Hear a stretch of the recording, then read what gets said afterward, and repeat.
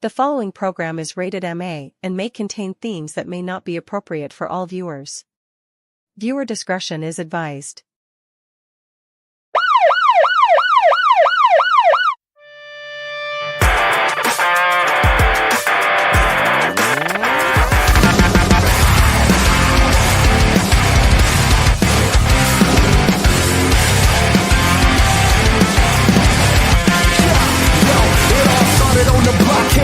Trendsetters, the school of hard knocks and that attitude era. Yeah, I just wanted to be one of the best. Holding the mic as I'm yelling out D-Generation X. I will remember it.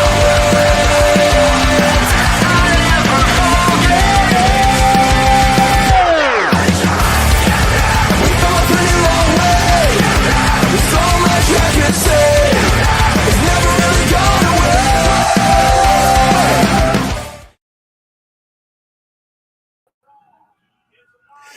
Top of the evening to ya. It is Monday Night Raw, and we are the Raw Patrol, OMD and Chris Best, as we are watching Raw from Belfast, Ireland today. And this is a big show tonight. It is. As we see Finn Balor making his way into the arena. He is in our main event tonight against CM Punk for the World Heavyweight Championship. Yeah, and we've got MAXXINE in the building as well. She's gearing up for the Intercontinental Championship match, the Women's Intercontinental Championship match, and she does have Otis and Akira Tozawa with her. That makes me happy that they are still together. Javon Evans going up against El Grande Americano tonight as well. Yes, and I am expecting a lot from that match. Me too. I'm expecting oh, look at that. We got Ray with Penta and oh yeah, the six-man tag. I forgot about this one. Yes, six-man tag against the Visions, Austin Theory, Logan Paul, and Bronson Reed, with Paul Heyman in their corner, of course. And of course, conspicuous by his absence is one Braun Breaker, who was suspended last week. Yes. And a very minuscule setup tonight. A little bit smaller than last week's. I like it. You and me both.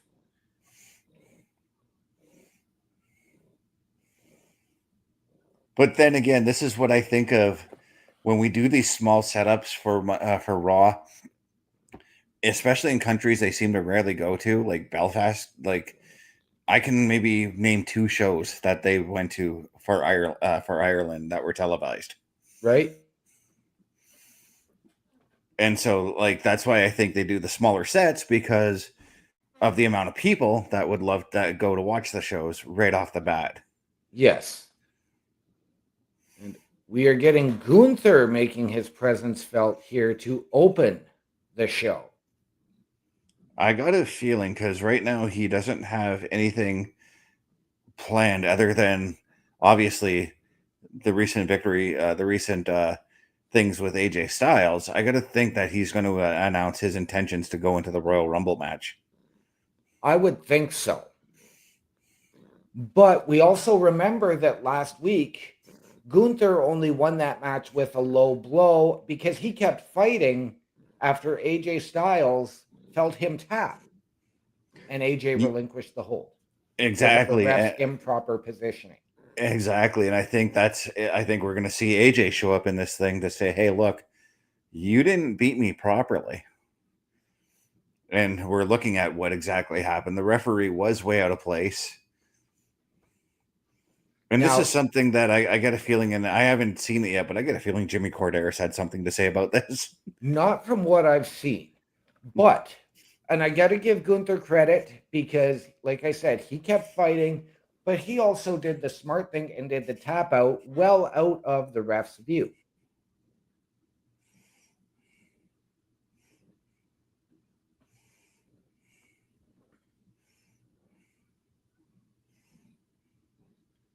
But as Gunther has the mic, it's time to listen in, my friend.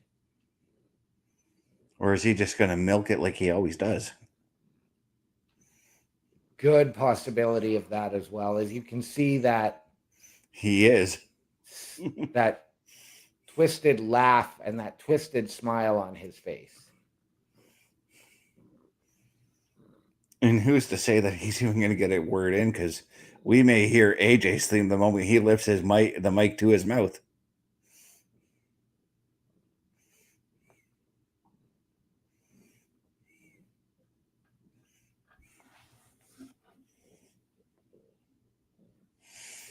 And I thought he was about to lift the mic to his mouth now, but he's milking it even more. He is, as the crowd chants, "You tapped out, you tapped out." Well, he did. I mean,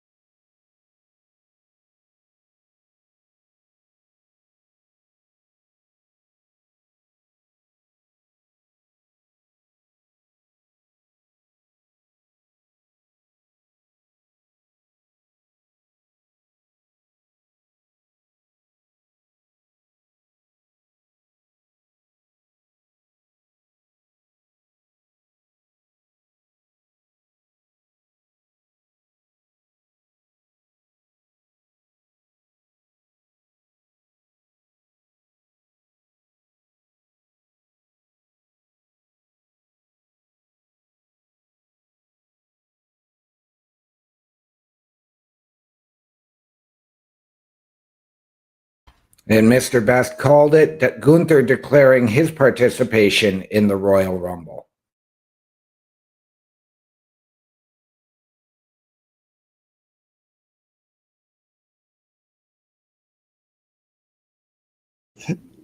and I said AJ was going to show up.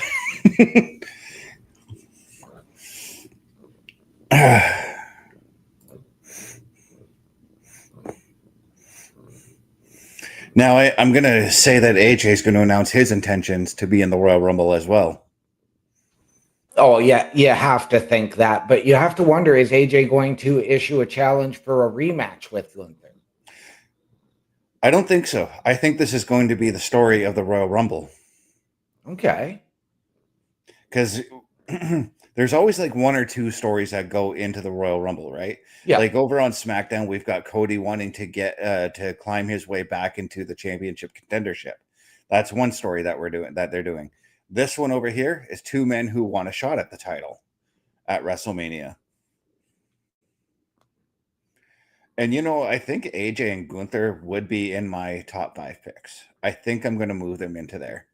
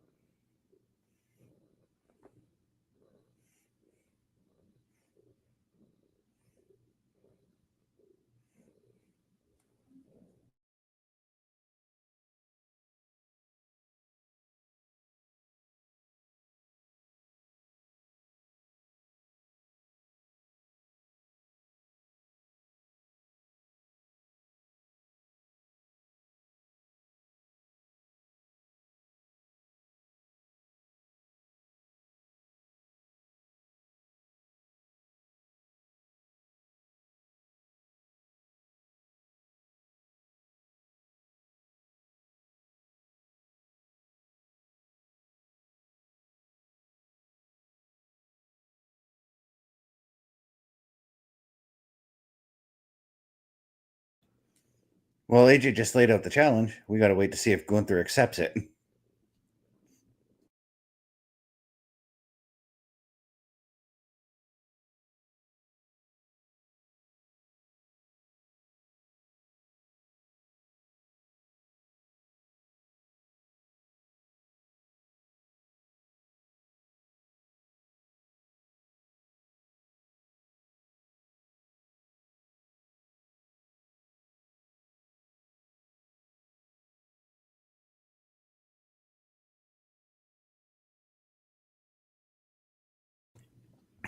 But in true AJ fashion, Gunther said no to the challenge, but in true AJ fashion, he's egging him on a bit here.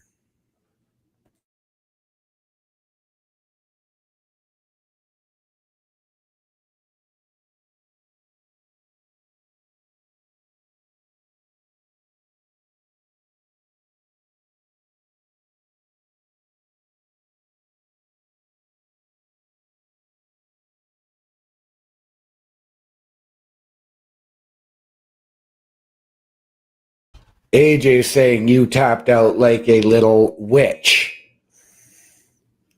Using Gunther's words against him. Because Yes. Gunther has been saying that about John Cena over the last few weeks.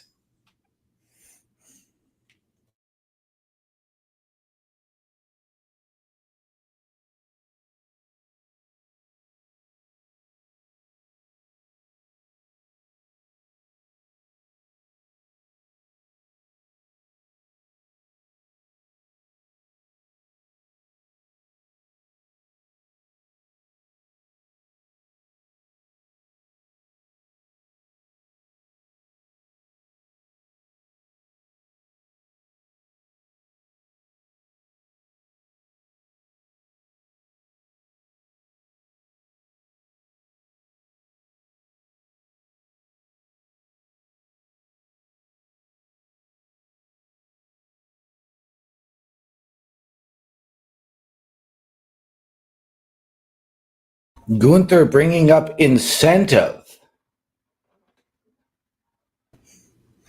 Yeah, he said there's no incentive to beat you again. And we got Bobby Stats in the chat. How's it going, Bobby? Glad to have you here. We got Gunther and AJ talking it up in the ring right now.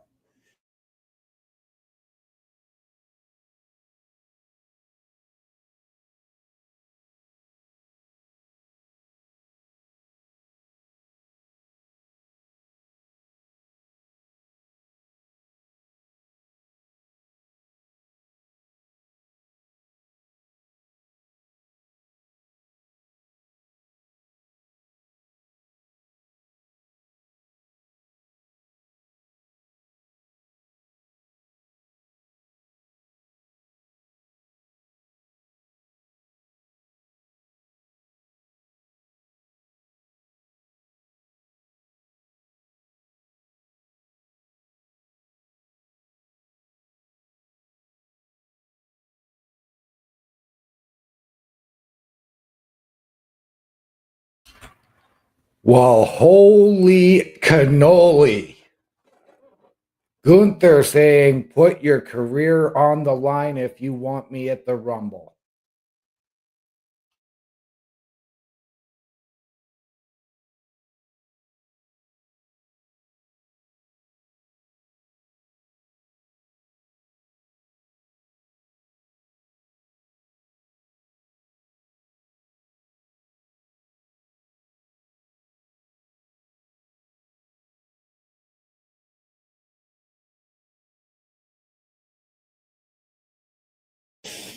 Well, there's our story of the show. Unless AJ's going to give the answer like right now. I have a very, very funny feeling that we are going to get that answer in a little while.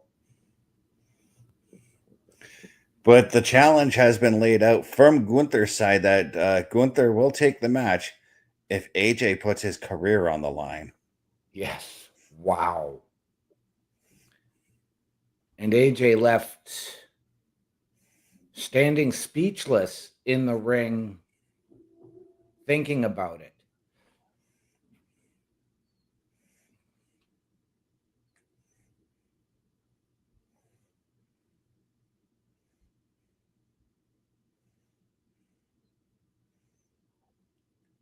And there she is, Maxine, getting ready for her Intercontinental title match with her trainer, Natty. Natty's dressed in her gear. Makes me wonder, did she maybe have a match on a main event or something, maybe? I see her lips moving, but I don't hear no sound. Does this mean that Natty is going to accompany Maxine to ringside?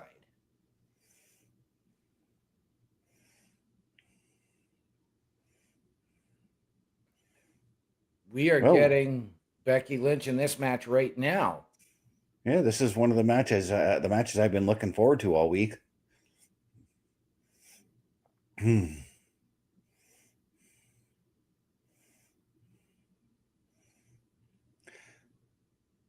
I thought, well, going back to Gunther, I really thought, I don't know why, but I thought that they were going to go to that stipulation that you and I have been saying we've been wanting to see, where they have the match, the winner gets the number 30 position. Right? And I could have seen that match at Saturday night's main event. I love this for the Royal Rumble. We could probably still see that in the Cody Jacob Fatu match.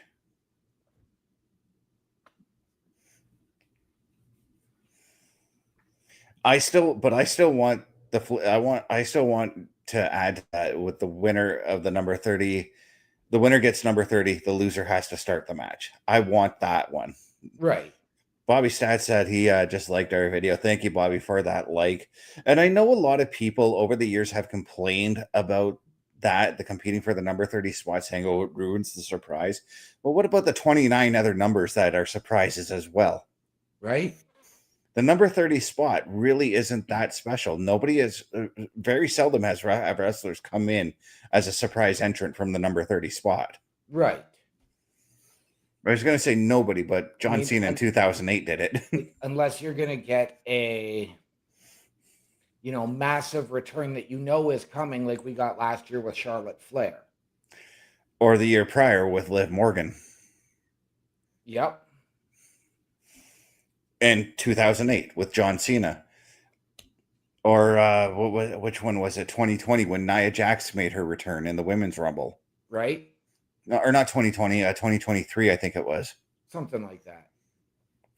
But yeah, Natty's accompanying Maxine to the ring here. Okay. She's been going into Lacey Evans' hat locker there. Yes, she has.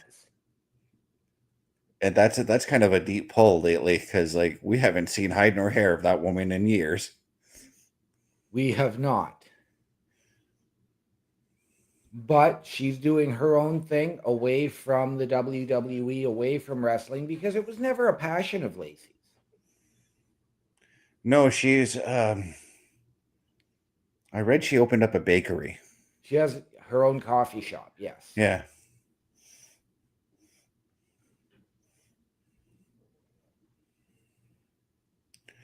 But I gotta wonder, why is Natty out there now?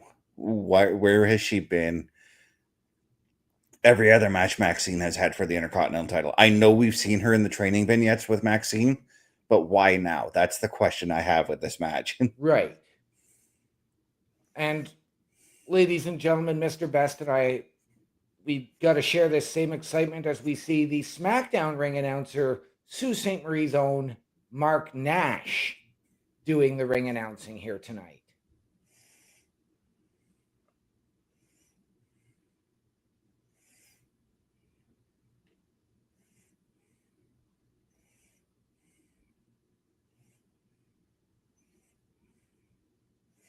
Oh, Becky's got her Scott Hall gear on tonight. Yes, she does.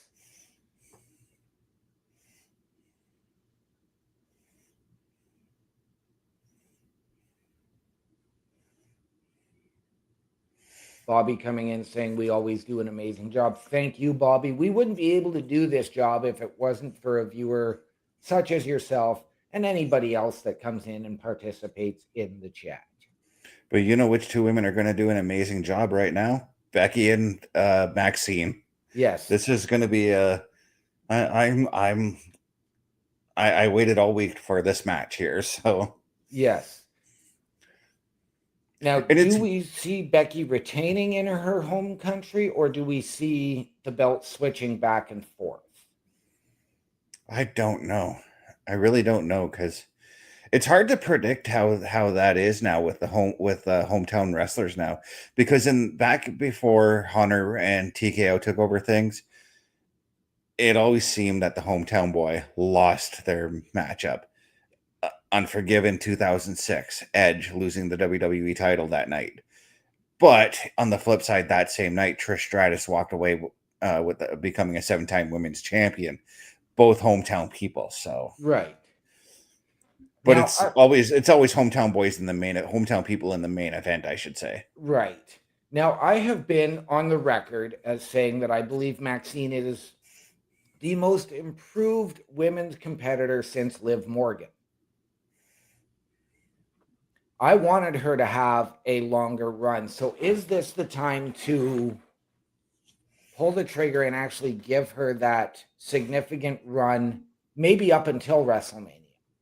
Well, let's look at it this way, right? I mean, when Becky Lynch won the title, she cheated to win. If Becky was caught cheating to win, would she have actually walked away with the championship that night? Right. I don't think she would have. I think the tenacity and the stubbornness, I guess we'll say, of MAXXINE would have prevailed. Right. And I noticed that something that WWE have been doing a lot is keeping Jessica Carr away from Becky Lynch matches. Looks like MAXXINE is busted open there at the corner of the eye.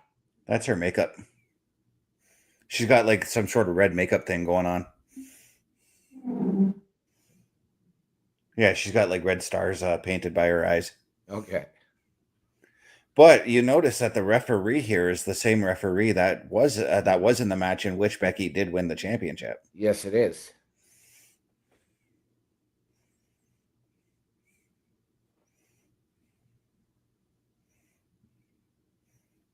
And MAXXINE was firing off in the corner.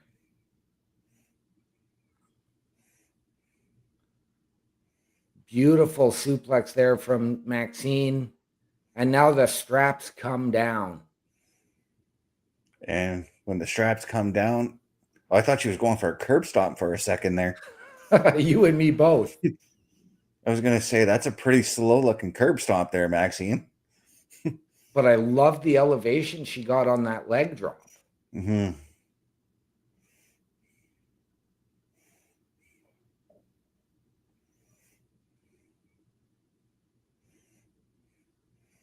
Becky quick to the ropes, though. She knows to avoid that ankle lock. Bobby Stad saying MAXXINE Dupree is growing on him. MAXXINE is growing on me too as well. She, and I'm going to compare her to Liv Morgan, to Alexa Bliss. She was one of those women, I think we've talked about this in the past. She was one of those women that came to the main roster. And right now we're seeing it with Lash Legend as well. She was one of those women that came to the roster, the main roster, who I felt personally wasn't ready for the main roster. And we're starting to see that maybe putting her on the main roster was the better idea than keeping her down in NXT. Right. And I'm saying that with Lash Legend right now because Lash Legend is there, but she just needs to pick up her speed a little bit. Yeah.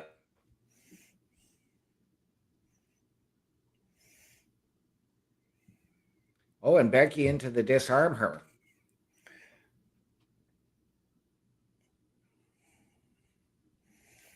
And right back to the cross armbar. But see, this is what I'm liking about MAXXINE is she is finding every which way to try and escape that hold. And dare I say it, and I sometimes don't like mentioning this guy's name. That's very Chris Benoit-like. It is. MAXXINE is becoming a very, very good transitional and chain wrestler. Yeah, and that's what we used to see in Benoit matches. If Benoit was slapped in a submission, you can bet he'd find a way to get out of it. Kurt Angle was like that too. Yes, he Bret was. Hart, Owen too. All the technical wrestlers. Let's just say all of them. So Bobby coming in saying, which NXT wrestlers would we like to see appear in the Royal Rumble match? For the men's, Joe Hendry. That's going to be a guaranteed. I feel like he is. That's already happening. Yep. Actually, I think Obafemi is going to be there, but he's going to be showing up as a main roster competitor anyways because he's coming to the main roster. Yes, he is. But if I were to pick another one that wasn't Joe Hendry, though, I got to think a little bit on that one. But for the women,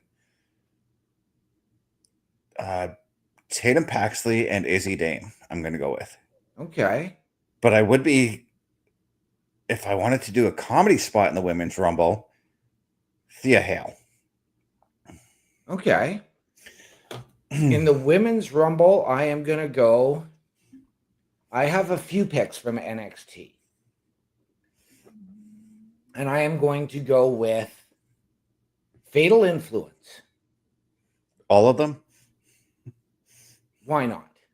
Okay. I know that Lainey Reed really isn't ready, but we just talked about women who may not be ready, and maybe Lainey Reed could be on that path. Yep. The other two are on that similar path, and I am going to suggest Ren QCC. I'd like to add another woman that I want to see, just because I thought of what I call in the Women's Royal Rumble the Naomi spot. We're not going to see Naomi, but Sol Ruka could do that spot. Yeah. As for the Men's Rumble, I'm going to go Ricky Saints. I did remember one man that we talked about that I said that Parrish and I both agreed we want to see in the Men's Rumble, and we want to see him coming in at number 10, Sean Spears. Yes. No, I want Ricky Saints, especially if there is a Ricky Saints Cody spot. Oh, this chain wrestling is just unreal between these two women. Yes. But you mentioned Cody Rhodes and a spot with Ricky Saints, and that Ethan Page is a man I'd like to see. Yep. And one other one that I'm going to give you is Stacks. Okay. So as this women's match is just killing it right now on all heels there. Whoa. As Becky just took a heel kick. Whoa. What the? Yeah. Natty, what are you doing, woman? Natty just putting Becky Lynch's foot on the bottom rope to break up the pin. Bobby saying for him, it's in the men's, Ricky Saints and Ethan Page, and for the women, Kalani Jordan and Lola Vice. Solid picks, Bobby. Why did Natty do that? Leading to the manhandle slam. Natty, why? Is this some kind of tough love kind of thing?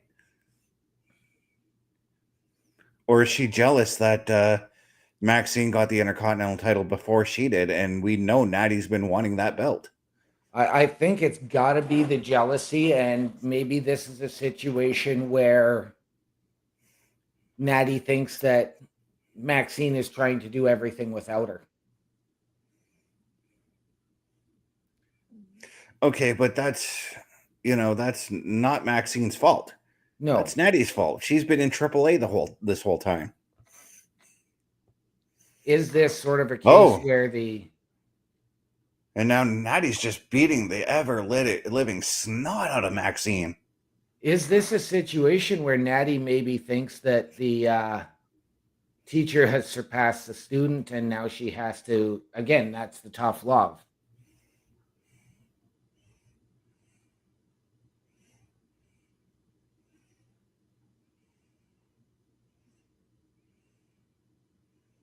Well, this is the Natty we've wanted in the WWE.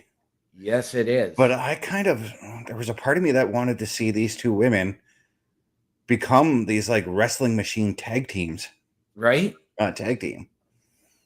And Maxine starting to fire back at Natty until she ate that clothesline. Took her head off with that thing. And that was more of like a heart attack style clothesline. Yes, it was. Yes, kid. We're just like you. We are just as perplexed. Bobby, I'm with you. I do want to see Natty as the women's Intercontinental title, our champion. But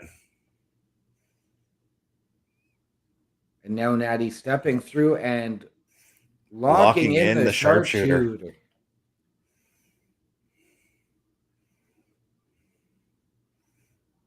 We need Tozawa and Otis to come out here and separate this thing. Yes.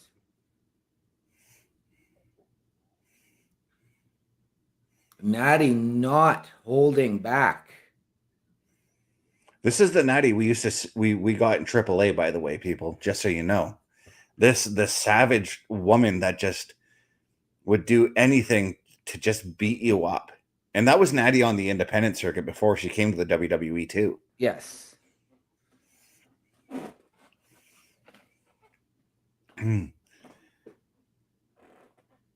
But maybe this opens up more contenders for Becky's Intercontinental title. I really thought that we were going to see something with AJ Lee happen tonight, though.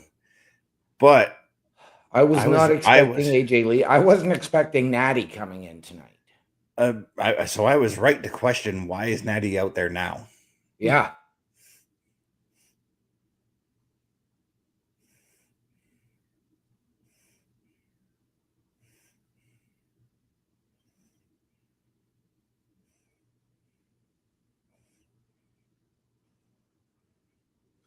But we're taking a look at what led to Braun Breaker's suspension. I said Braun Strowman because I was watching some of Braun Strowman's new show today. Trying to check it out. Trying to. Right.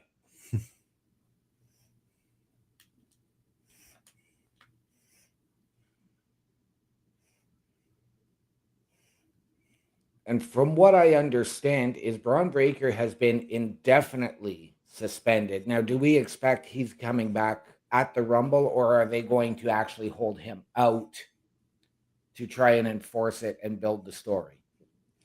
If he does, why do I get the feeling that he's the number 30 entrant?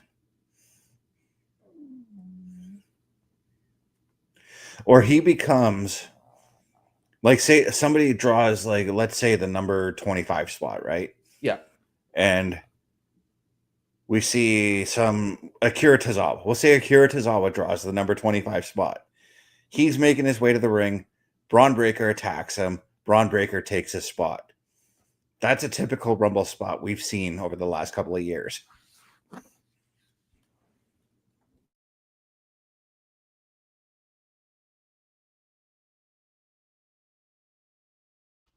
AJ just said he's going to call his wife to talk it over with her.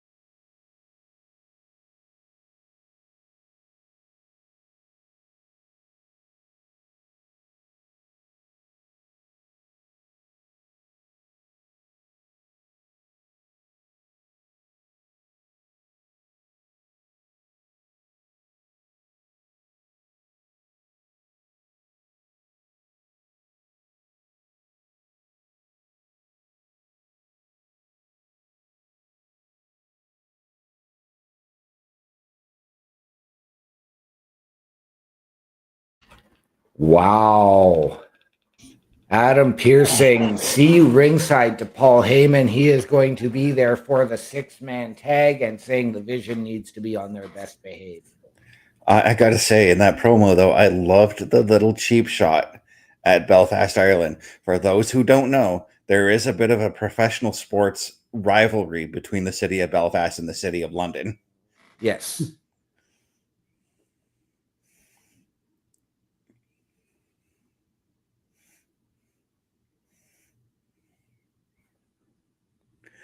And I say professional sports because it's not just soccer. It's all kinds of different sports that there's a bit of a rivalry there.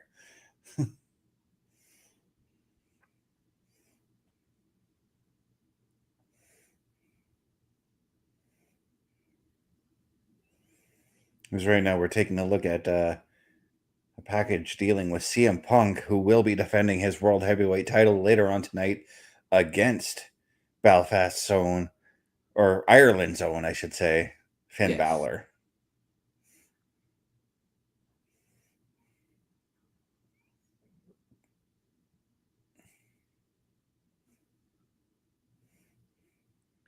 And Finn last week stepping up saying, I don't need the Judgment Day.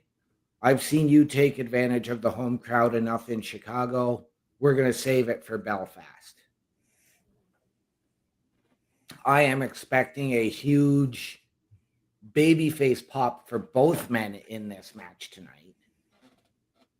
Yeah, I tend to think that this is going to be a lot like when Drew McIntyre told Cody, we're not doing this in the US, we're going to Germany to do it. Yep. Because, well, Germany isn't Drew McIntyre's hometown or home country per se. Because people from Scotland can travel to Germany with no problem to watch him wrestle. Yes.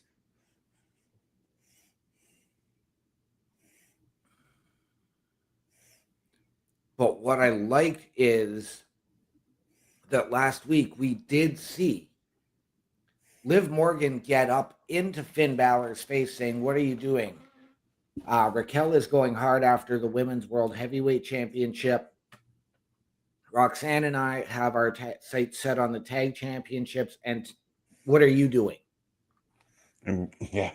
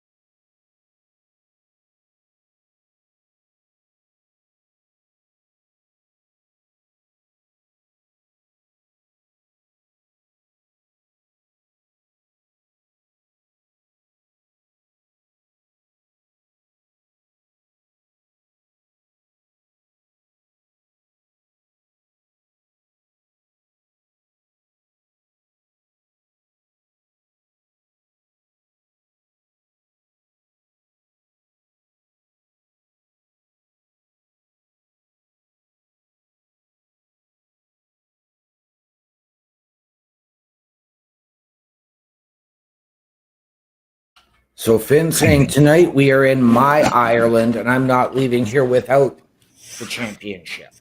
Yeah, and speaking of world champions, here comes one half of the the World Tag Team Champions, Jey Uso. Yes, but conspicuous by his absence for the second week in a row is Big Jim.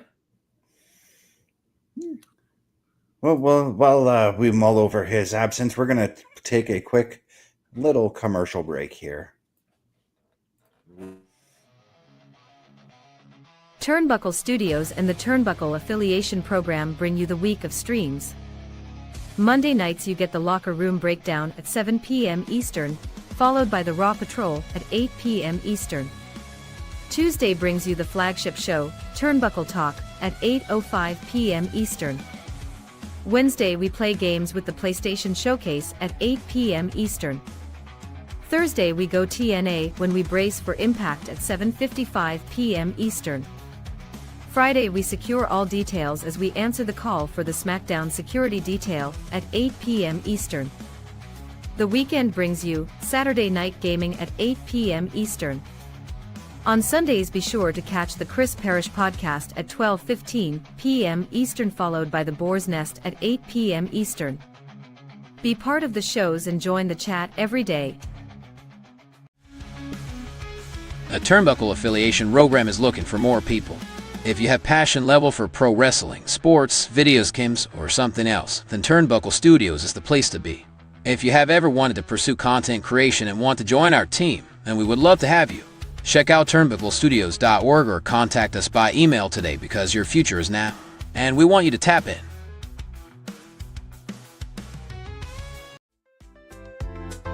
The Turnbuckle Studios store is open for you 24 hours a day, 7 days a week. Get the merch and represent the best from the shows you watch on a weekly basis. Multiple styles to choose from with over 10 products available. Don't get left out and pick up all your favorites today. Find us at carlcarafel.redbubble.com. And ladies and gentlemen, if you have ever wanted your break in podcasting, content creation, a potential collaboration, or help us out behind the scenes, turnbucklestudios.org is the place to be for all your Turnbuckle affiliation program needs. Meet the team under the host section: Chris Best, myself, Bubba Duke, Chris Parrish, and Carl Carafel. Get all of our socials. Watch our latest weekly live episodic shows. Hit the join button, send us your credentials, tell us how you can help us, how you believe we can help you, and we can sit down as a collective and figure out the best fit. To be honest, ladies and gentlemen, we are looking for some behind the scenes help right now. Video editing, short generating, stuff like that. And ladies and gentlemen, head over to the shop link to send you to carlcarafel.redbubble.com. Support your favorite shows, support your favorite podcasts, wear what we wear. All of the proceeds come back into our studios to bring you a better experience. Turnbucklestudios.org for all your Turnbuckle affiliation program needs. Yeah, so I missed everything that Jey Uso had to say. It didn't look like he had much to say, really, though. No, I caught it, and it was 4 letters, 1 word. Okay, so he was just hyping the crowd. He was. And then we saw the New Day and Grayson Waller in the back with Adam Pearce, but we didn't get to hear what they were saying. I'm going to assume that they're asking for a tag team title match. But the Vision are making their way to the ring right now. Austin Theory with a look of determination on his face. Logan Paul trying to look determined, but he's got a bit of a cocky demeanor. Bronson Reed just looks like he wants to whip your butt. Logan Paul is doing his best Hollywood Hogan impersonation. Well, now he's doing Kylie Ray. Okay. Let's not forget Alexa Bliss did that as well. Yeah. But I saw Kylie Ray do it before Alexa even started it, so... Or went back to it, I should say, because I know she did it in NXT. Oh, Cody Rhodes and The Undertaker. Yes, on what do you want to talk about? I have to watch that show. Right? This is... Okay, so I know there's a lot of people that are kind of complaining about The Undertaker and the way he's talking about stories right now. I love it. Right? I love hearing the backstage stories about Taker and his time in the ring and hearing all the stories from his point of view. Right. But right now I've got all 6 men in the ring right now. You and me both. And Adam Pearce is sitting at ringside, calmly away from the action. But he and Paul Heyman are, of course, chirping back and forth at each other. Since we were just talking about The Undertaker, I'm gonna flat out say it. He's out there doing the Jack Tunney thing. If for anyone who's in their 40s like OMD and I, there was a time Hulk Hogan had lost the title to The Undertaker in a very nefarious manner. Ric Flair interfered and helped Taker win the belt. Then they did an event at this was at Survivor Series, by the way, Survivor Series 91. Then about 6 days later, they did an event called This Tuesday in Texas, where Jack Tunney had announced he was going to sit at ringside to make sure there was a straightforward winner. Hogan won the title, but Jack Tunney got knocked out, which led to Jack Tunney stripping the Hogan of the title being upheld, and the championship going on the line in the 92 Royal Rumble. Could we see something like that happen here? Maybe, but to put things into perspective, Adam Pearce is a former wrestler. Jack Tunney was never a wrestler. No, he was not. I don't see Adam Pearce getting knocked out, but I do see, and I'm going to say this, I think this match is going to get the finish, but I do not think that Braun Breaker upholds and honors his suspension. I think we're going to get from that the same thing we got with Drew McIntyre over on SmackDown when Drew was suspended. Oh, well, that's where I was going to lead to, because if you notice, like, obviously Adam Pearce is sitting at ringside beside the commentators. Wouldn't be much for Braun Breaker to show up and with ticket in hand and then jump the barricade and attack Adam Pearce. Right.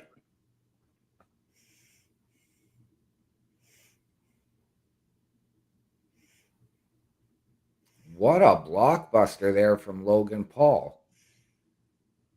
I haven't seen a blockbuster that cleanly done since Buff Bagwell used to do it. Right?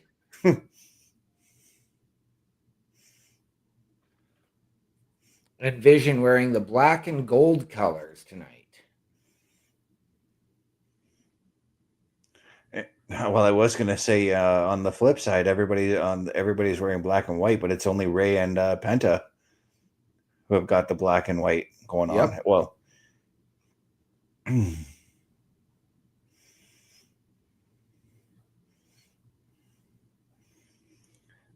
and Dragon Lee's dressed up in his usual colors. I wanted to call him Ray Fenix for a second there. I can understand that.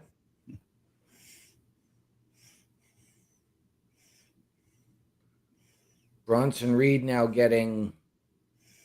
was getting outsped. I was going to say outrun by Ray. But here's the thing with Bronson Reed. As big of a dude as he is, he can match speed with Ray if he really wanted to. He could. If I were sitting in Adam Pearce's spot right now, I would be so annoyed at Paul Heyman standing there, because I'd be like, dude, move out of the way. I want to watch the match. Right? As we did see Paul Heyman just leaning over Adam Pearce there with the cynical clap for the vision. Mm-hmm.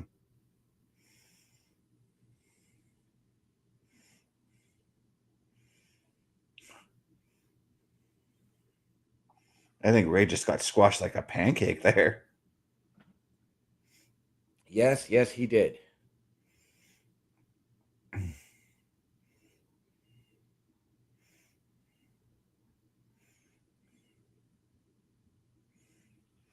Oh yeah, I did. I just remembered something I want to bring up. We were talking about surprise Rumble entrance from NXT, as the 6-man tag is firing on all cylinders here.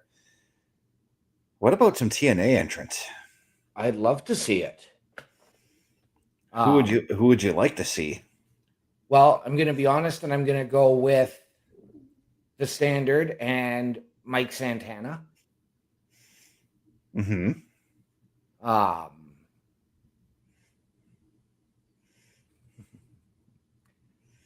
That was cool. It was. And let's not forget a guy who just competed the other night on SmackDown in Leon Slater. What about on the women's side? On the women's side, and just for the sake of the nostalgia, Lei Ying Li.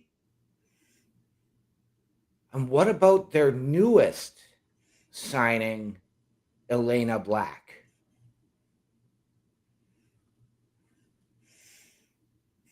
She'd get a bigger pop than she did last Thursday.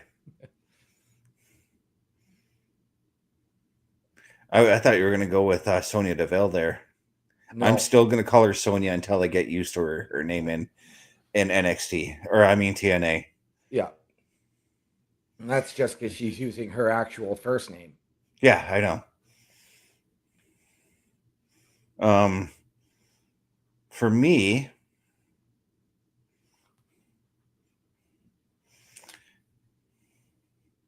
I am going to go with, just because I kind of want to see a bit of a nostalgia there as well. And I want to see this spot with Candice LeRae. I think you know where I'm going with this one. Oh, yes. I think I want to see Indy Hartwell. Yep. In the Rumble. For the women's.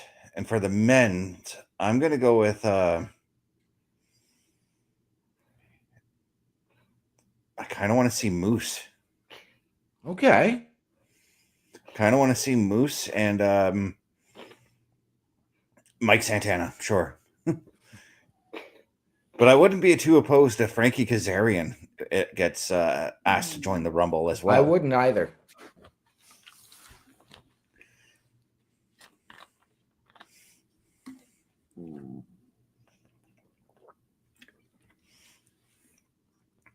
Both I men noticed- here, Dragon Lee and Bronson Reed, both needing the tag. I was just going to say, I kind of noticed that Bronson Reed's been in this match a lot. He has, and Bronson Reed has actually had these. He's taken the brunt of the beating for the Vision in this match, whether it's just missing moves. Yeah, but at the same time, he's picking up the luchadors and throwing them around for both. We'll call them the Ravens in Logan Paul and Austin Theory to pick at, or the Vultures, we'll say, actually. Yep, good idea.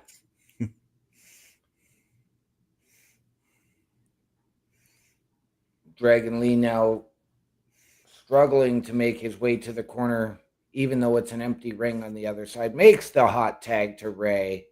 Yeah, but the beating he took from Bronson Reed and then Austin Theory afterwards.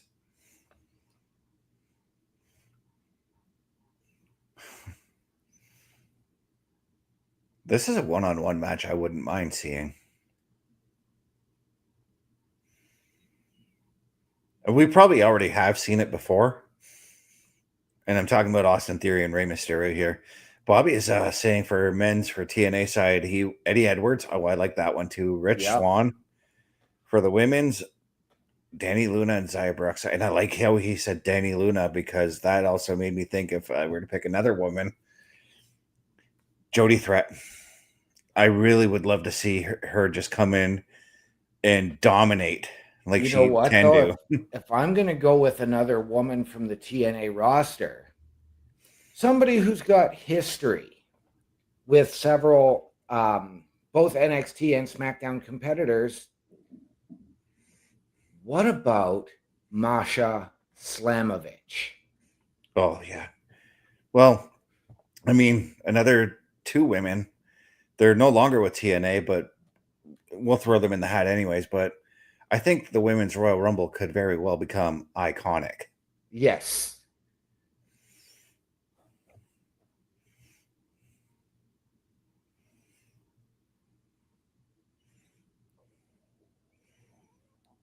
And hell, we might even have a wrestler from the AEW side come in at this Rumble as well. Right? Depending on what the stature of that deal, that leaving AEW deal is like. And that's Powerhouse Hobbs. Yes. But right now, there is complete and utter chaos in this matchup right now. Yes, there is. Penta and Dragon Lee are throwing a super kick party.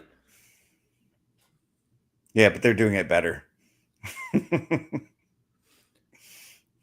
Wow.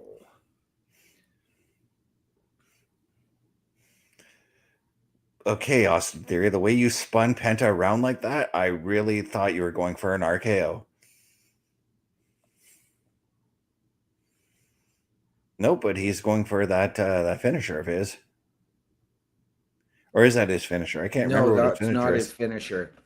His finisher was the A-Town Down. I don't know if he's now switched to the Stomp since he joined the Vision. But both Adam Pearce and Paul Heyman.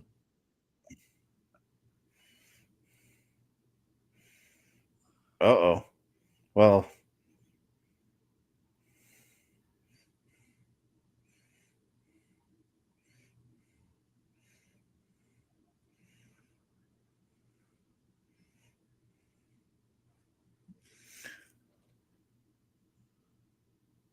See, this is the kind of authority figure that I really like.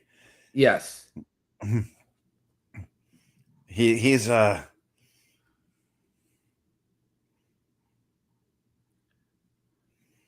watch, there's going to be a second one, though. I'm keeping my eye on Logan Paul on the other side of the ring there. Oh, and Adam Pearce backing Paul Heyman up the ring apron.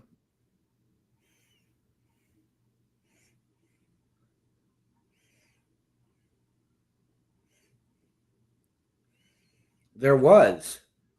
Did Ray use it? Yes, he did.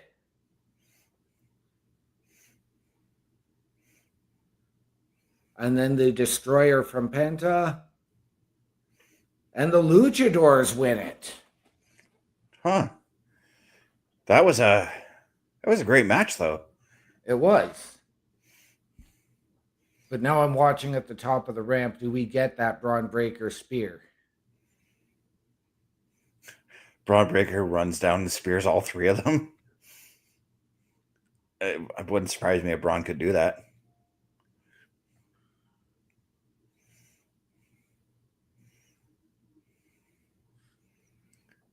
Oh, Paul Heyman on his phone at ringside. yep. Call Braun Breaker.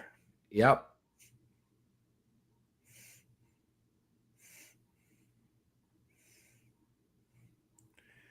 Or is he calling his other weapon? The Beast Right? Incarnate.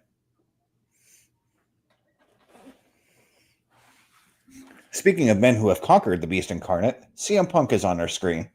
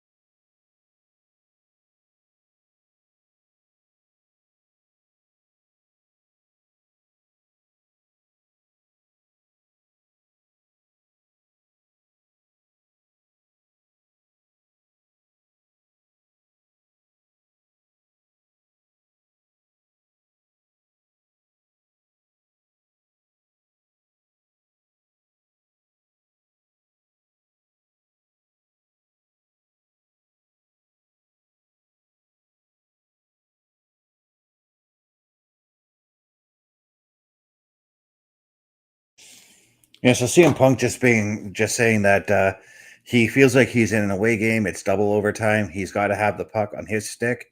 Hockey reference there because he seems to always do that Yes. when he's doing the interview with Jackie Redmond, and he's just got to put his A game into the match tonight, essentially.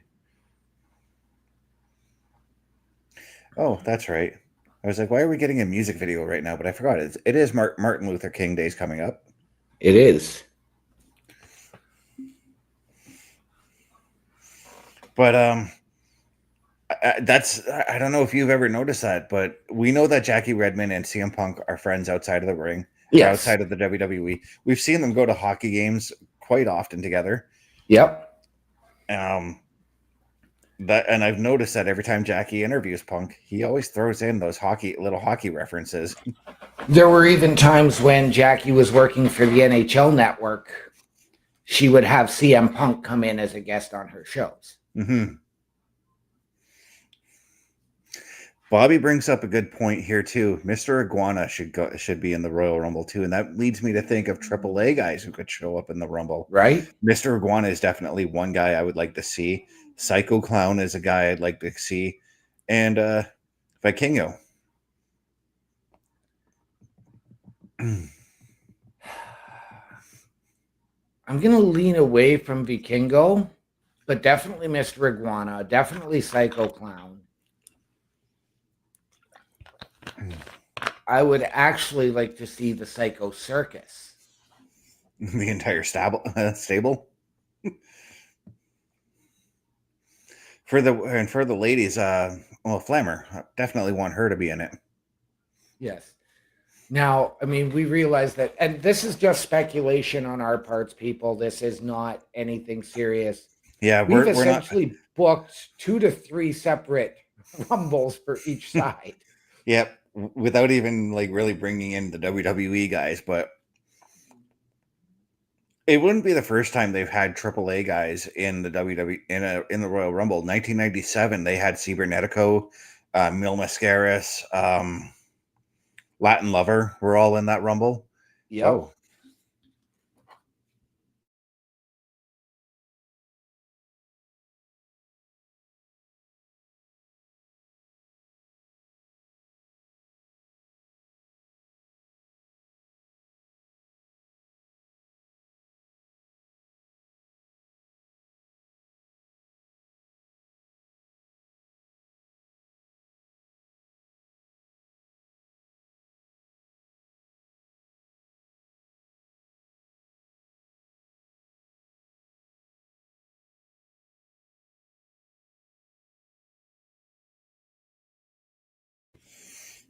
Now I'm interested in that phone call. You and me both. I have to assume that was Braun Breaker. But now we are getting Io Sky, and I'm going to assume Rhea Ripley making their way out to the ring. Yeah, but what if that wasn't Braun? What if that was Hunter? Potentially.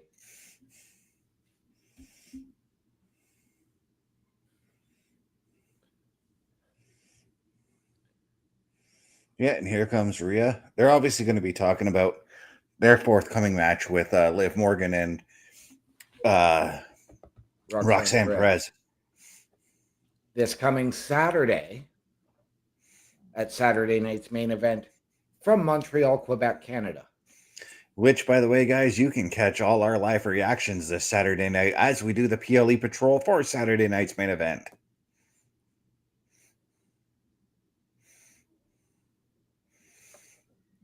But I do agree, like, as far as the Rumble, I think Mr. Iguana is going to be in it as a comedy spot.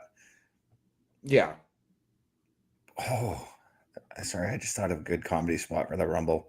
We're not going to see Mick in it with Socko, but we could see Santino in the Cobra. We could. And imagine Santino and Mr. Iguana doing a spot together where Mr. Iguana has the iguana, Santino's got the Cobra, and maybe they attack somebody. I'm not sure who, but they attack somebody with those. Well, I'm going to go one further, and I am going to put Finn Balor and Demonito into that spot. And the reason I said Mick, obviously, is Mr. Socko. Yes. But to be fair, even if Mick did go in the Rumble, I would be very concerned for his safety. Yes.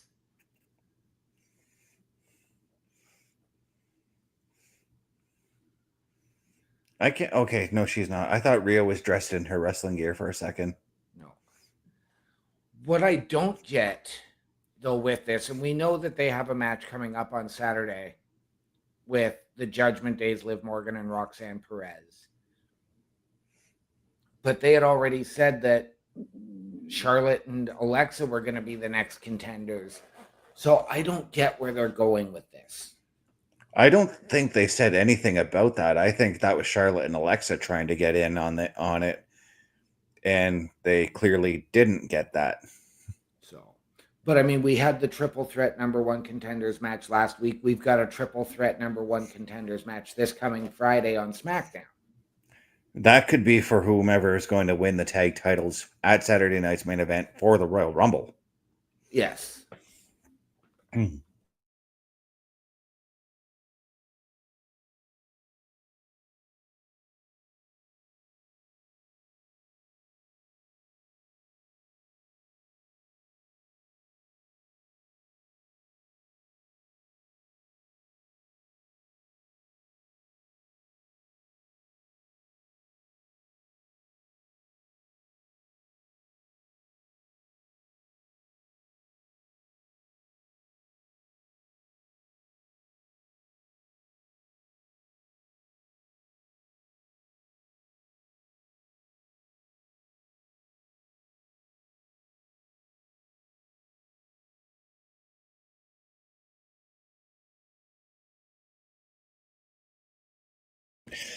Nice play on the mommy is always on top line there by Io Sky there.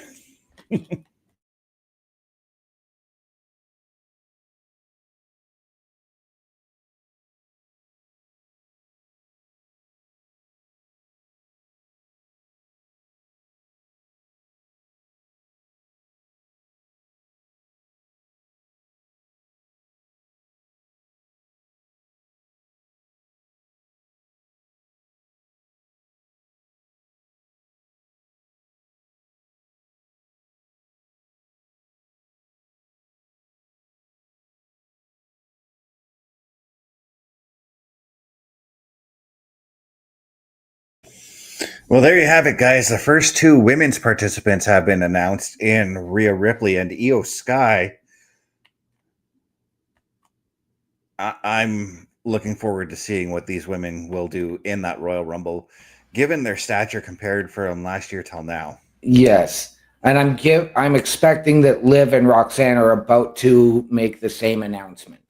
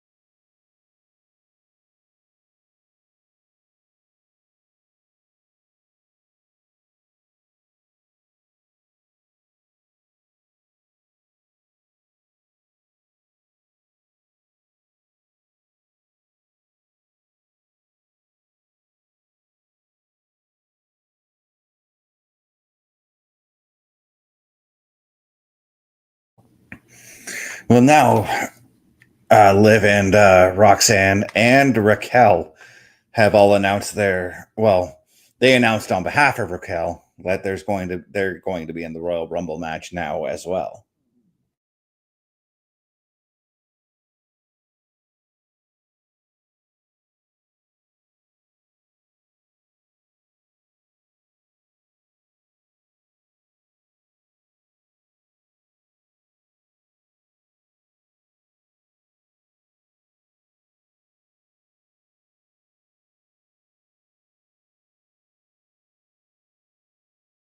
And wow.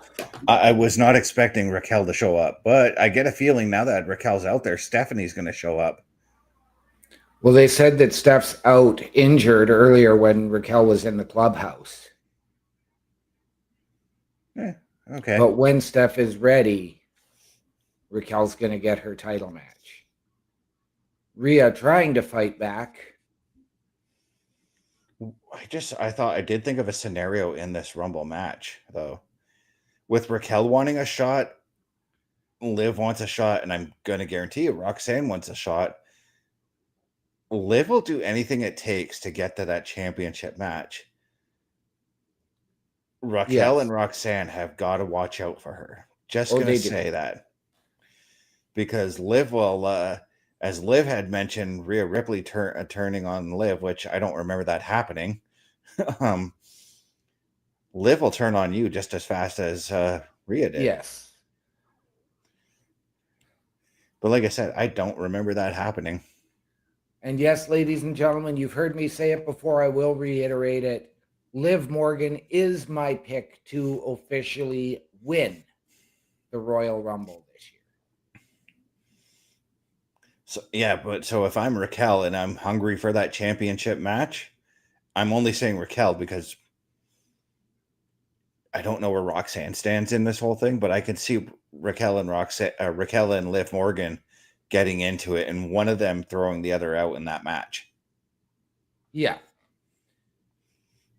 What I have to wonder in that situation, let's say Raquel gets her match beforehand and is successful.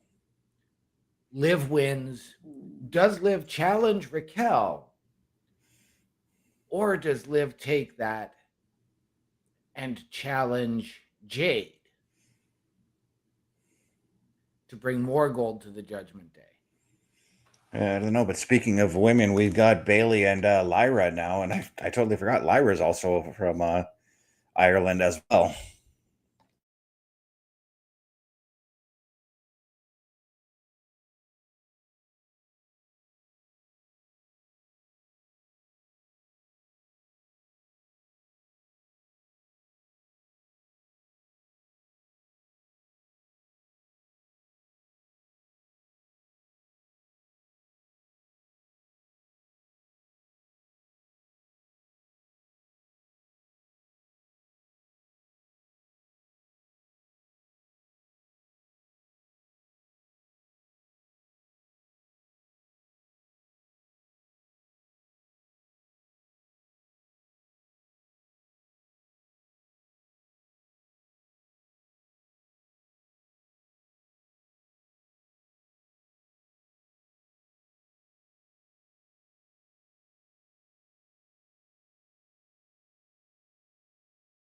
So it seems we have competitors 6 and 7 for the Women's Royal Rumble.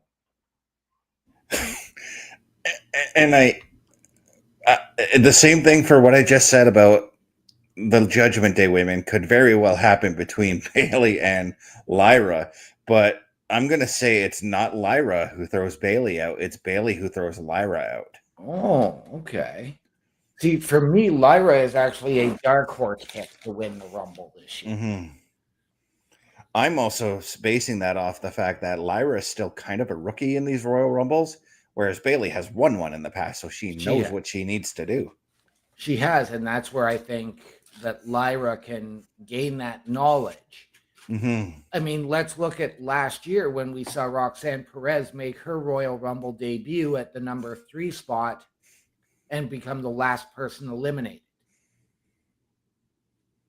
Yeah. And I'm on record. I've said that I do believe that both Roxanne and Lyra will be Women's World Champion by the end of this year. And I'm sticking to that. And speaking of people who I think could have an impressive performances in the Royal Rumble, Javon Evans is making his way out. I feel like, and I know that everybody says, oh, the spot should be retired. He's going to be the one who does the Kofi spot this year. Yeah. As he is getting ready to take on El Grande Americano.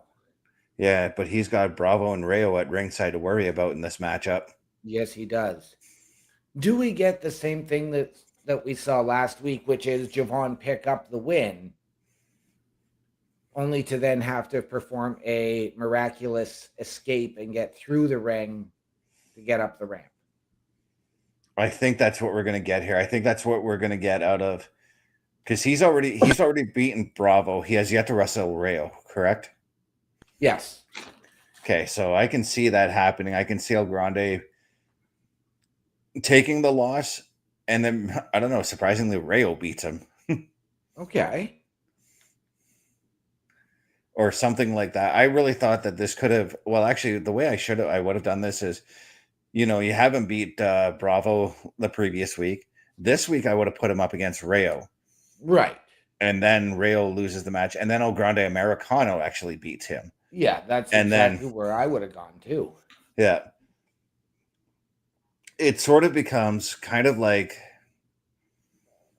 when Chad Gable was not happy with Akira Tozawa and Otis, and they were losing matches, and then, well, Chad lost matches too during that time. Yeah.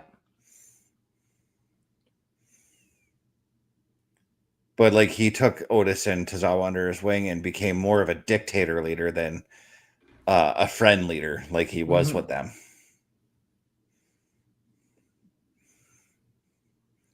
But there is something I think of at the same time too, with Chad Gable being close to returning. I get a feeling that when he comes back, there is going to be a feud with El Grande Americano coming. Right. I was going to say, do we potentially get that tonight? But I don't see it. I think Chad's returning at the Rumble. Yeah. But I would like to, if that is the case, then I can see Javon Evans and Chad Gable not necessarily forming a tag team, but an alliance of sorts to take on these three men. But does Chad Gable go back to American Made with the Creeds and Ivy Nile, or do we just keep him separate? Yeah, that's the other thing. There's a lot of things that are up in the air with Chad Gable when he comes back, because for all we know, he could even come back and try to talk to Otis, Tozawa, and Maxine about reuniting. Yes. And knowing Otis's feelings towards Chad, I don't think that's going to happen. I do want to see Otis as more of a monstrous babyface, though. Right.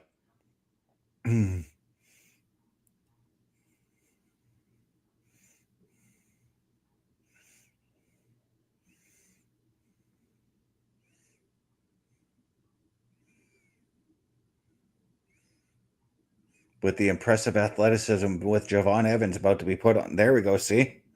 I guess he did the Kofi spot. Now he's eliminated. No, I'm kidding. Yeah, right. But see, it's that athleticism that makes me think that we could see that we're going to see Javon Evans do the Kofi spot. Absolutely. And honestly, it really should be called the Johnny Nitro spot, because Nitro started it first. Yep. The Johnny Nitro, John Morrison, Johnny Impact, Johnny TV, Johnny TV. Elite. Yeah, he's got more gimmicks than Brutus Beefcake does these days. And all he's ever done is change his last name. And that's not a knock at Beefcake, because I do like him. I do enjoy him for the nostalgia factor, I'll say. I'm just going to put it at that. But right now, El Grande Americano is chirping at Javon. Wait, what? What the hell? What happened? I don't know. All I see is the Americanos in the ring. It looks like El Grande has picked up the victory, and it looks as though Javon may be hurt.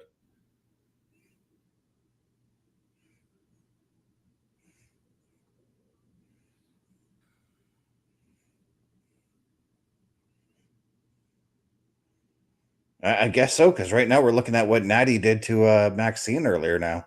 Yep. That's got to be something we got to talk about on Turnbuckle Talk tomorrow. Yes.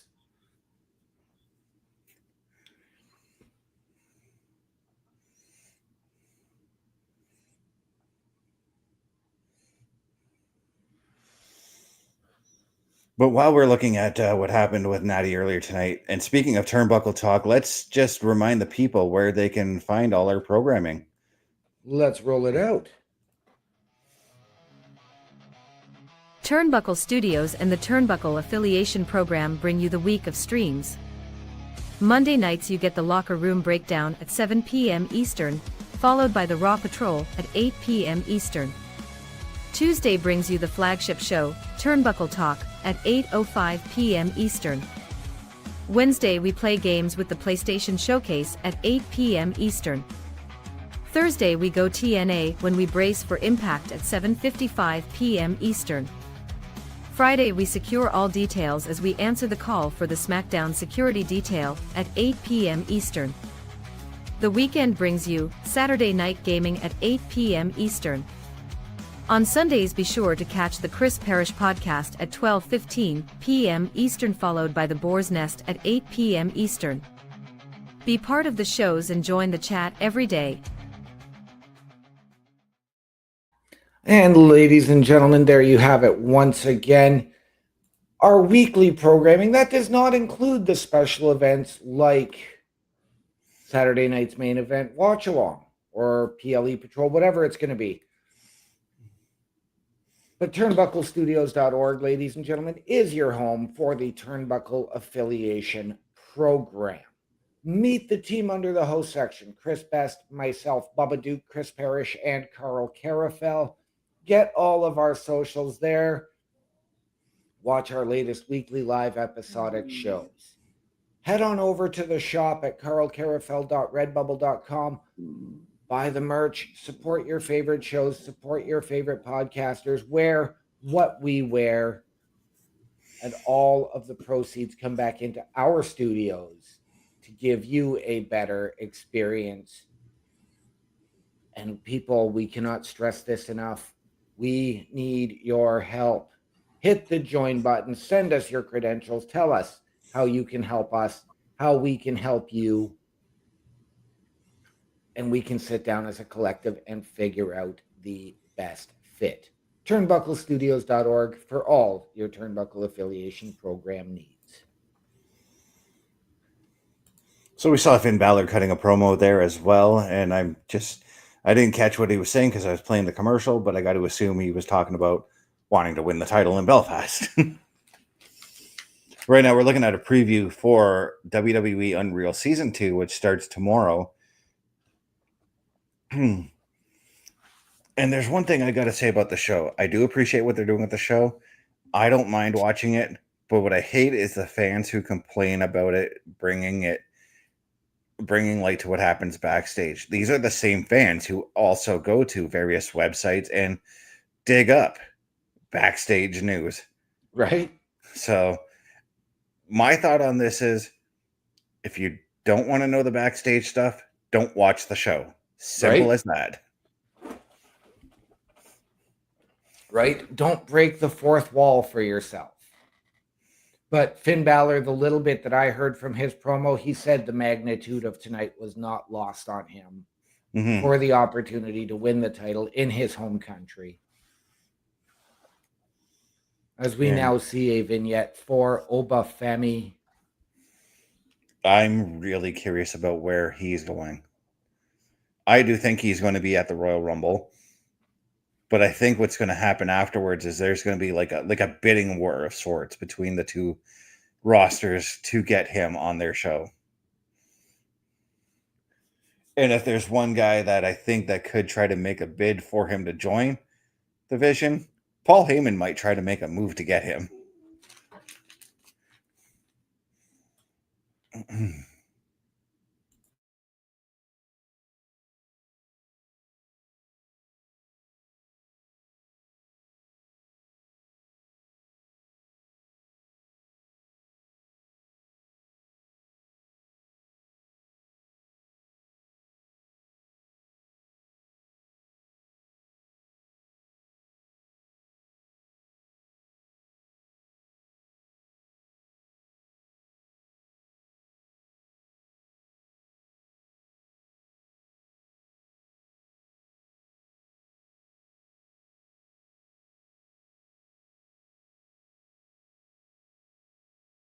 So Braun Breaker being invited to Raw next week with Adam Pearce for a sit down.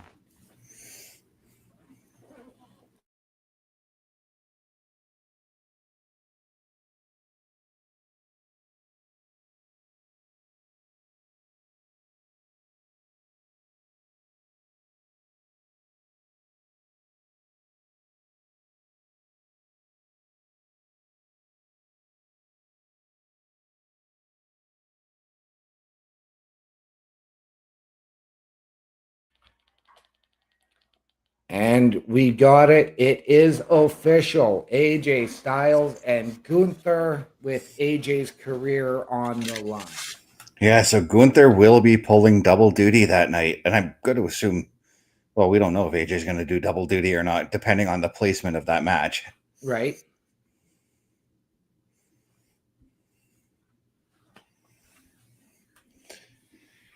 But yes, guys, Montreal. I wish that OMD and I had found out about this sooner, because we could have saved the money to travel to do this show and maybe provided live feedback from inside the building or something. Right. And there we have it, ladies and gentlemen, a fatal four-way to see who will challenge Drew McIntyre between Randy Orton, Trick Williams, Damian Priest, and Sami Zayn at the Royal Rumble. Yeah, and also on the card, we're going to see Liv Morgan and Roxanne Perez challenge Rhea Ripley and Io Sky for the Women's Tag Team Championship. As well, Cody Rhodes and Jacob Fatu. Does this play into that history that Cody Rhodes has had with the Bloodline and the Roman Reigns saga? Well, I can safely say that I think Jacob Fatu is far removed from that kind of thing. And now Io is just I thought that was Io Sky for a second.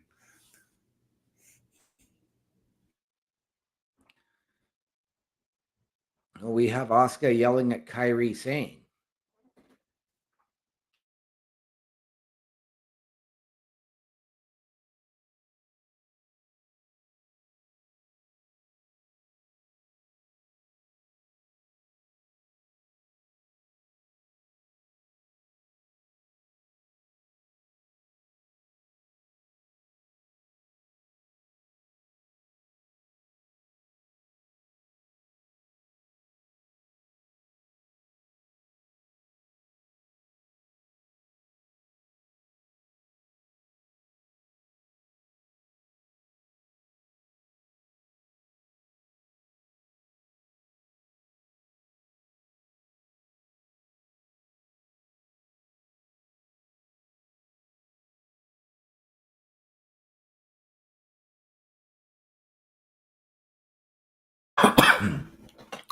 And Asuka playing the role of the condescending mother to Kyrie, who has said, I will make sure you win the Royal Rumble. Do you know what I'm getting out of this?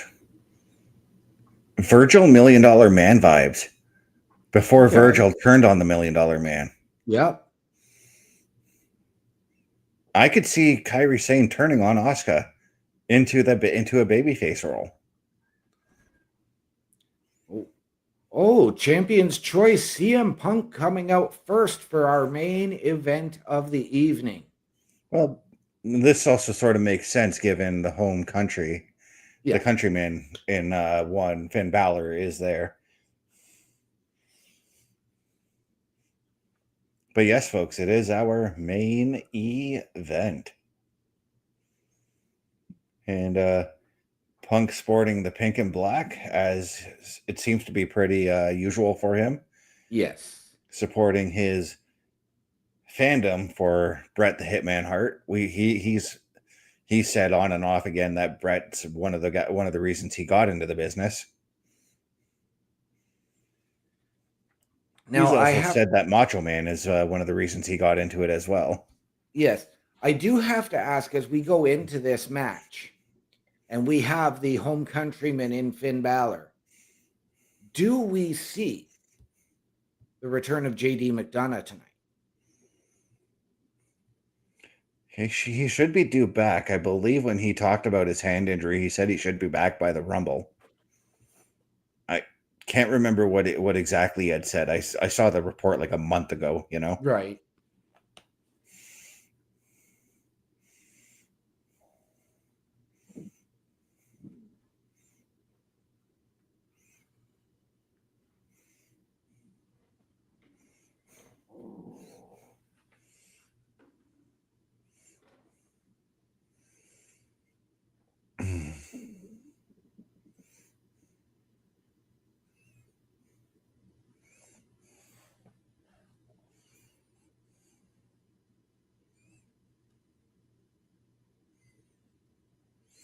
I know the new Finn Balor symbol is supposed to be the F for Finn Balor, but I see the Powerade logo when I look at that logo.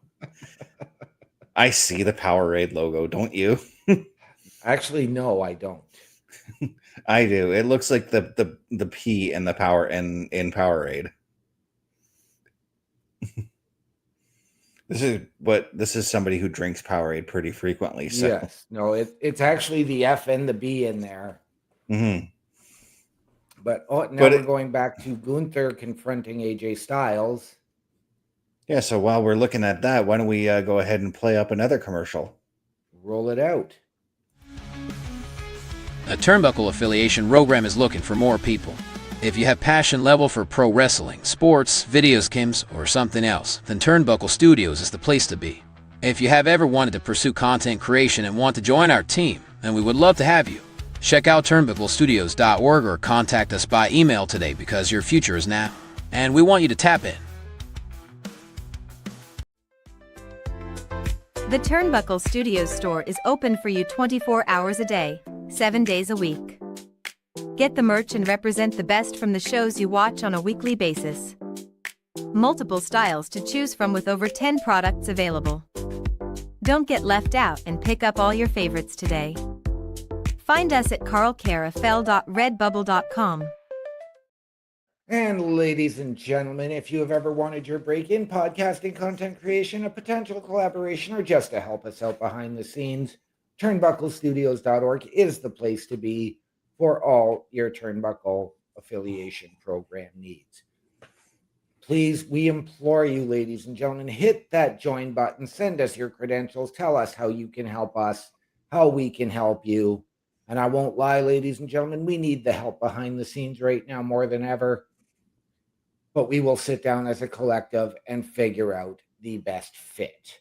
Meet the team under the host section: Chris Best, myself, Carl Carafell, Bubba Duke, and Chris Parrish. Get our socials, watch our latest weekly live episodic shows, and of course, hit the shop button to head over to carlcarafell.redbubble.com. Support the shows, support the podcasters. TurnbuckleStudios.org is the place to be for all your Turnbuckle affiliation program needs.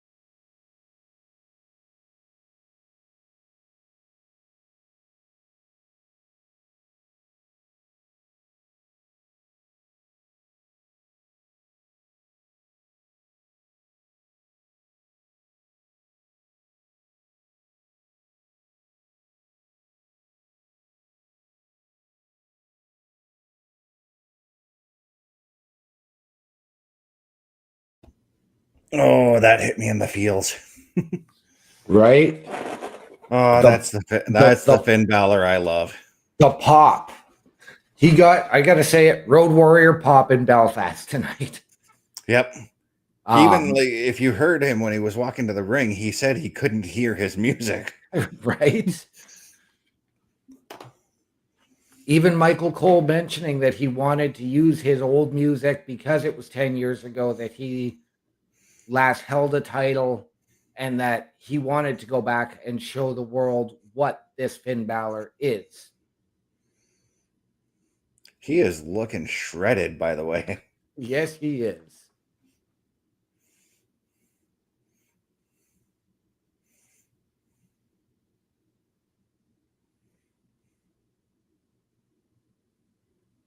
And throwing up the too sweet.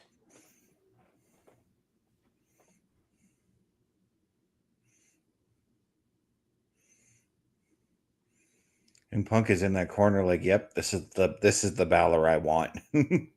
Yep.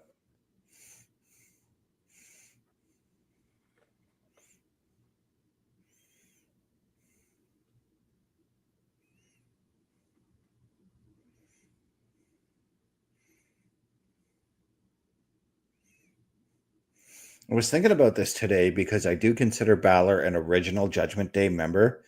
If they do end up kicking Balor out, there is no original members of the Judgment Day left. Right?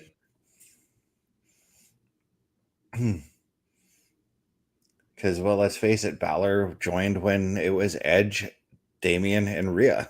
Yes, and they kicked Edge out with the night Balor joined. Yep.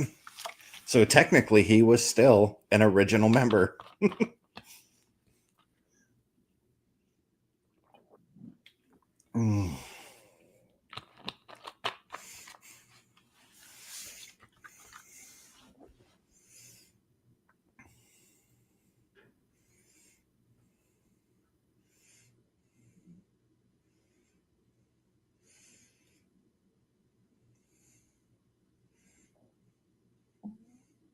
Now, when you had prior to the stream, we were talking about Finn's, you had said something, you had heard something about Finn's entrance. I'm like, is he coming back as the demon tonight? But Right? what squashed that rumor, that thought, was that backstage promo. Because if he was the demon, he would not have been in that promo, because the demon rarely cuts promos. Yeah, no, I did not expect the demon tonight. I did ask that question as well on the locker room breakdown. Mm-hmm.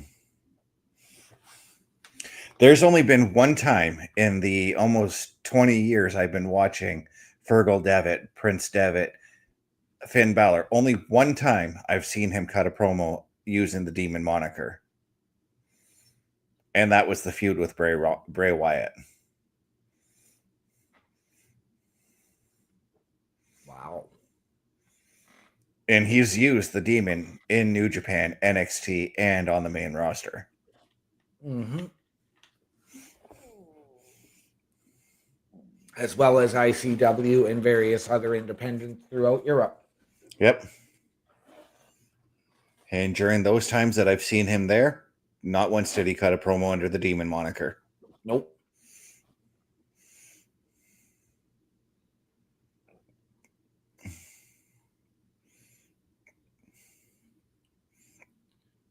Punk looking to try and put Balor away early because he knows he's going to have to weather this storm. Yeah, because honestly, and I'm not knocking Punk or anything like this, but at Punk's age, the longer the match goes, the better it is for Finn Balor. It is. And the fact that you've got Finn having that hometown advantage. Punk needs to put him away early. Yeah, Punk needs to take the crowd out of it, even though the crowd seems to be behind both men at this point. Yeah. The crowd seems more strongly behind Finn Balor, but looking for the go to sleep right away there. The thing is, Balor's kind of like a snake. He's very hard to take down and will find ways to take you out before you can even think of the first move to take him down. Yes, but that was a beautiful counter to an attempted sling blade there from Punk. Mm-hmm.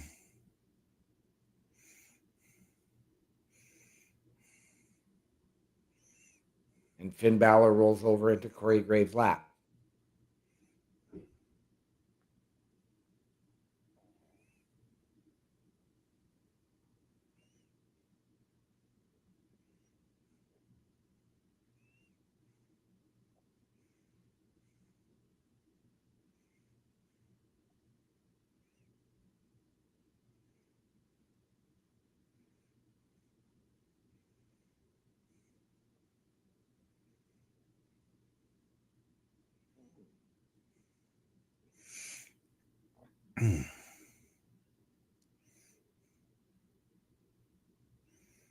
Punk almost looked like he lost that bulldog there. I was going to say, it looked like he slipped on something there. Because usually he gets a little bit of air when he delivers that bulldog. Yeah.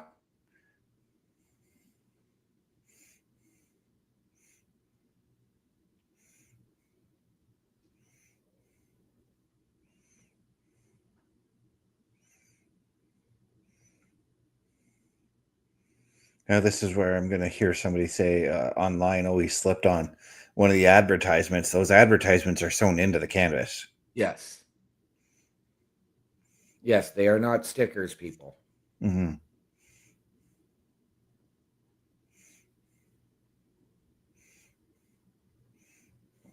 And both men trading blows back and forth. Their traditional boo-yah spot. But this might be a yeah spot. Right? Yeah. I was going to say, is Punk channeling his inner Dusty the way he was delivering those punches? I don't know, but Finn just channeled his inner AJ Styles with that Pele kick. I would say he channeled his inner Pele with that Pele kick. Because I got to assume that Balor growing up, he had to have watched soccer, and I guarantee you he probably watched Pele play.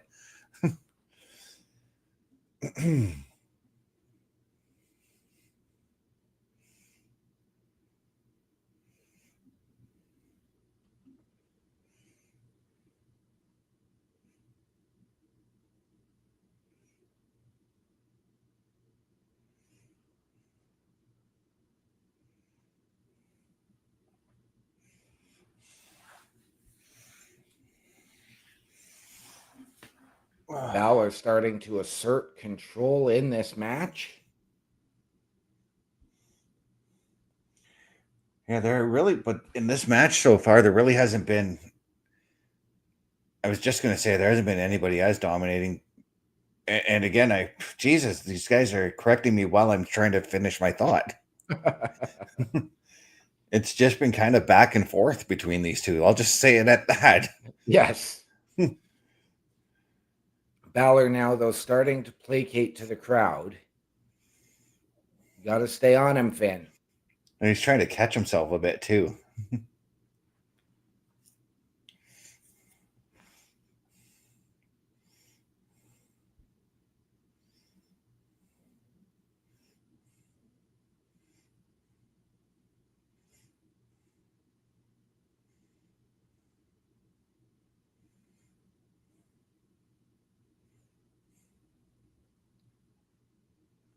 I know you and I both took Punk's return to the WWE with a grain of salt to sort of see how he would do. And to his credit, he has been an absolutely fantastic addition.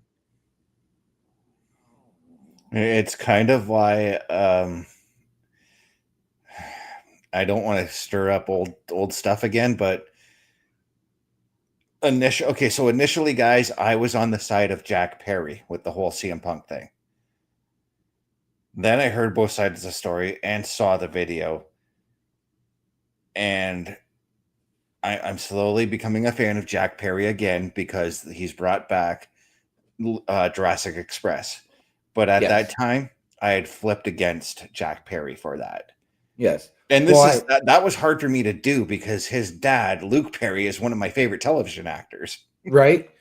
I know I was very indifferent to Punk's return because of the two scenarios elsewhere. Because he'd been gone for 10 years from the WWE, I really wasn't sure. But you see the efforts he's making both in and out of the ring, offering his services at the Performance Center. He seems more happier these days with this run. And now, I mean, we know that his wife is back in WWE, though we haven't seen her in quite some time. I fully expect she comes in the Rumble. I do too. I think she's going to be the one, like, we're going to see, like, in the Rumble, Becky's either eliminated a few people or she's knocked some people down. She's the only one standing in the ring. We see the 10 count. AJ Lee music hits. Yeah.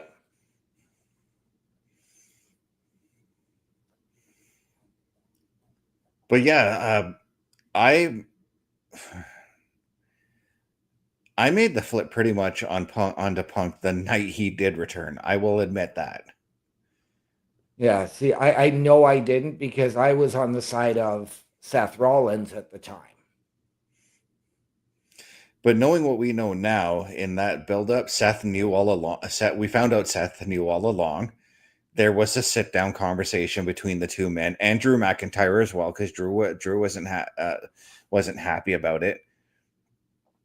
Sorry, they didn't know all along, but there was a sit-down afterwards. Yeah.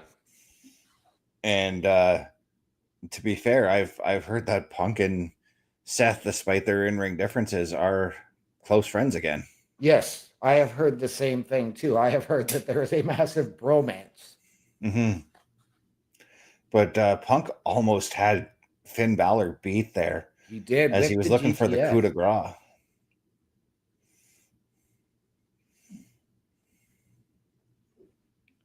But Finn, not only on instinct, but using his country, so to speak, to get that kick out. And the fans are just all in on this matchup. Yes. And going back to like what I was saying about Jack Perry is I've moved past the situation right now. Yeah. I never wanted him to split away from Luchasaurus. I never wanted Luchasaurus to become Killswitch. Right. So I still think to this day it was a big mistake splitting them up when they were at their hottest. Okay. So Punk with the Anaconda Vice, and now Balor trying to get to the ropes and using the legs, and got his arm under the rope too. Yes, he does.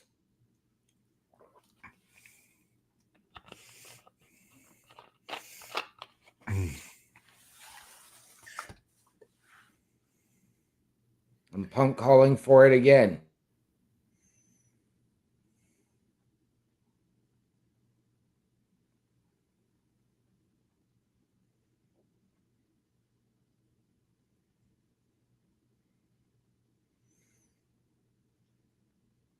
Now, are you surprised that we haven't had another match made for Saturday night's main event tonight, or do we get that on Friday?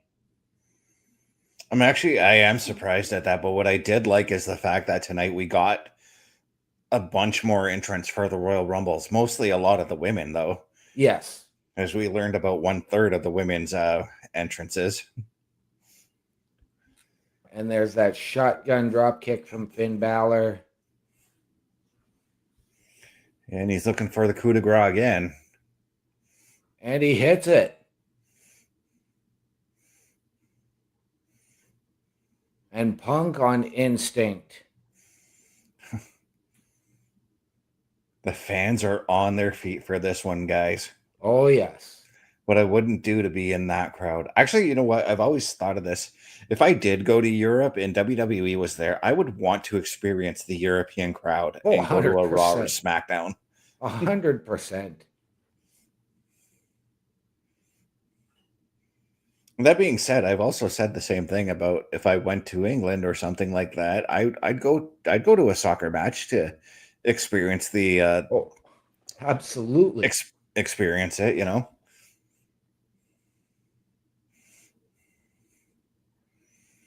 I wouldn't want to go to one where the fans are super rabid, like say in Brazil, to be honest with you, though. Right. And Finn getting so close to the win there. Right. And Punk with the roll through and the scoop into the GTS. Oh, connecting it pretty dang good that time. And wow. That's going to do it. What unbelievable match. Punk, you got the Finn Balor you wanted. It was one-on-one. There was no numbers game, no Judgment Day. Well, to be fair, Finn's the only male member of the Judgment Day who can compete. And I know Liv and Raquel and Roxanne can interfere, but they've already done their thing tonight. I'm honestly surprised. I had vision all over this match as well. That's where I was going to go to next with that, because what if this whole sit down next week between Braun and Pierce is Braun demanding a match with Punk at the Royal Rumble for the World Heavyweight title? Could very well happen. Because I get a feeling that I get a feeling that Braun and Paul Heyman are going to come up with a list of demands to bring Braun Breaker back. I wouldn't be surprised. I'm going to say this. I don't think we're going to get that title match at the Rumble. What I'm going to do is Braun Breaker wants the number 30 spot in the Rumble. That might make it too obvious for him to win, though. I don't think he's winning.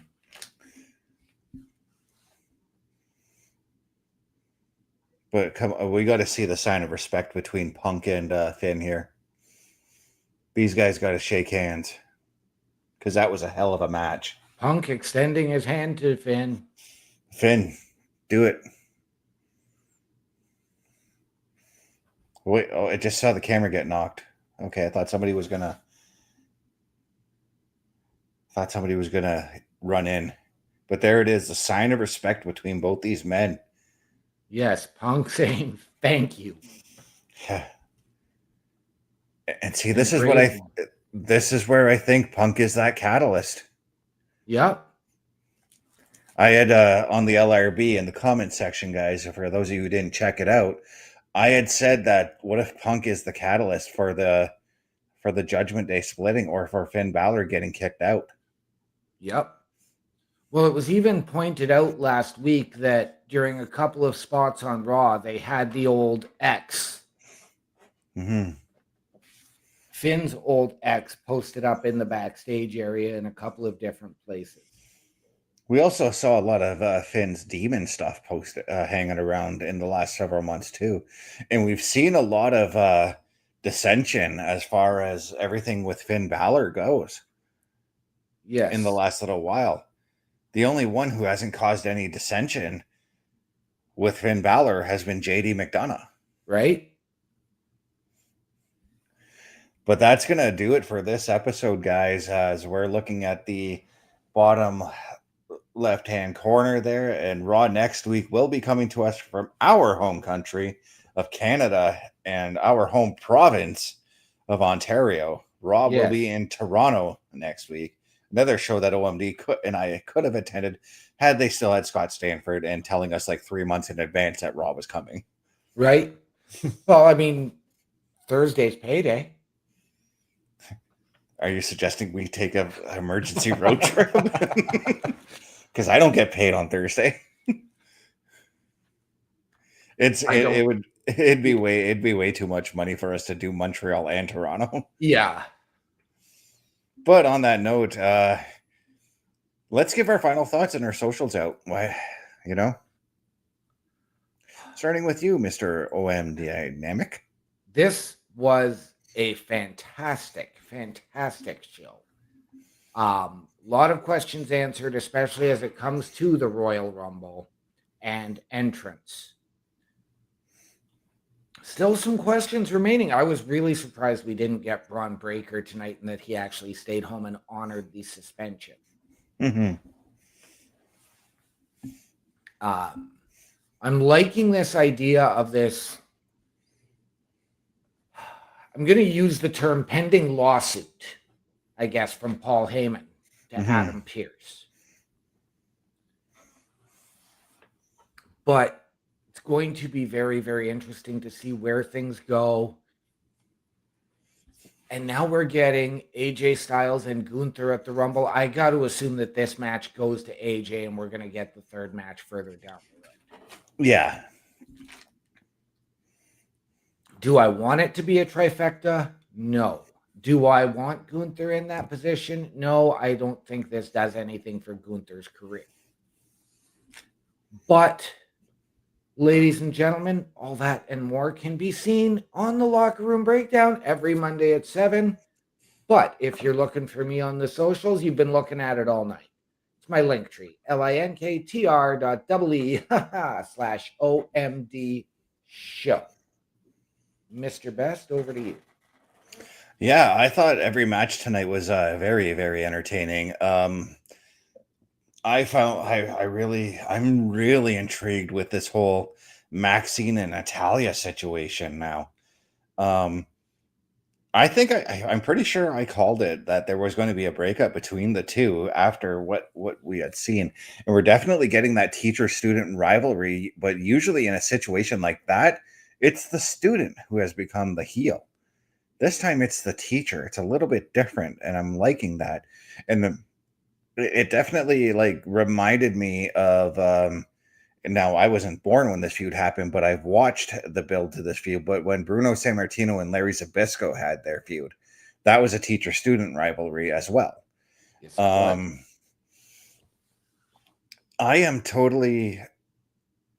also very intrigued. And I'm going to say this based off the handshake and the hug that we've seen from Finn Balor and CM Punk. I'm very intrigued to see the Judgment Day's reaction to that next week. I think there's going to be something coming out of that. And that's why I said CM Punk is probably going to be the catalyst that leads to Finn Balor getting the boot from the Judgment Day. But if you want to find me, it's not my link. My link tree is not Chris Parrish, but we'll promote his anyways. linktr.ee/Chris Parrish. My link tree is linktr.ee/Chris_best83. The next time you can tune in for any one of our Turnbuckle Affiliation program shows tomorrow night, guys, 8:05 p.m. for Turnbuckle Talk. OMD, what are those words we like to go out on? Ladies and gentlemen, always remember, The world is better with you in it. From all of us here at Turnbuckle Studios and the Turnbuckle Affiliation Program, to those of you out there wherever you are, good night, good luck, we out.